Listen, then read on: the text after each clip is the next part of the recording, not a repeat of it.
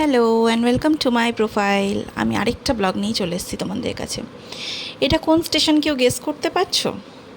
এটা আজকে চলে গেছিলাম আমরা সোদপুরে। তো আমার ছেলের যেহেতু জন্মদিন আসছে, তাই ওর জন্য একটা ড্রেস কিনতে যাচ্ছিলাম।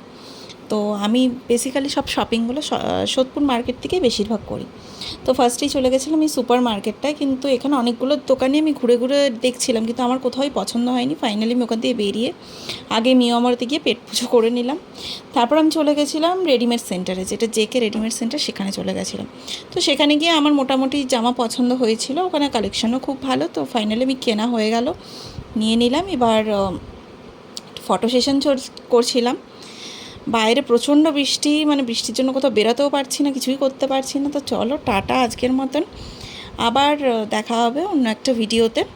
তো বাড়ি এসে আমি আমার ডিনারটা করে নিলাম। আজকে ডিনারে ছিল হচ্ছে পোলাও আর মাটন ছিল, যেহেতু আমি আমার বাপের বাড়িতে এসেছি ব্যারাকপুরে। এখানে এলে একটু এরকম টাইপের রিচ খাবার হয়, বাড়িতে এরকম খুব একটা রিচ খাবার আমি খাই না।